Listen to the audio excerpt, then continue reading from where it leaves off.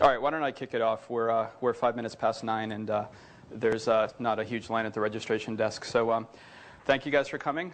Good morning. I hope you're not as jet-lagged as I am. There's a little bit of logistical stuff we have to go through. All of the speaker slides that were printed into a handout are trapped somewhere in FedEx delivery land. The expectation is that they would be here before the end of this session. So if you see CHI people coming in with spiral-bound notebooks, that'll be the slides. Now that said, just about every speaker today, just like myself, is an unrepentant PowerPoint fiddler, and we've all changed our slides since submitting them. So we're also going to have PDF versions and online versions of the materials as well. So you will get a handout, but we also expect to be putting a number of updated slide decks up on the internet and on the CHI website as well. So the speakers we have today, I'm leaving off the super secret special guests that we might bring in at the end of the day if there's time and interest permitting.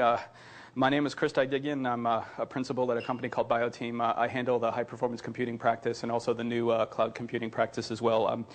I'm definitely the infrastructure and IT and grid computing geek, so I'll be covering sort of the nuts and bolts of storage, the sort of IT side, and then turning it over to much more people who are much smarter than me to talk about the science and the workflows and the stuff you can actually do with this data. So with that said, I'll just move on. I do have to give this warning every time I do give talks.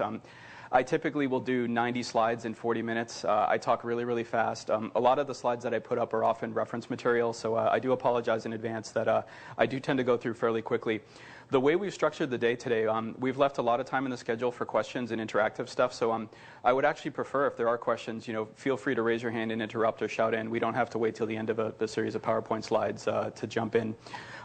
We also have the freedom to sort of take breaks whenever we want. There's not a pre-established coffee break or anything. So I think the way we're probably going to go is I'll get through the IT and infrastructure stuff.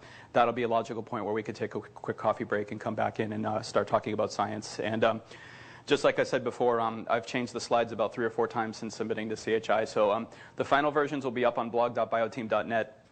And that's just kind of a URL of last resort. We'll also give the materials over to the organizers of this short course as well. So a little bit about my company so you can sort of filter my biases and see where I'm coming from. BioTeam is a small consulting shop. We're all scientists who had to learn high-performance computing to get our job done.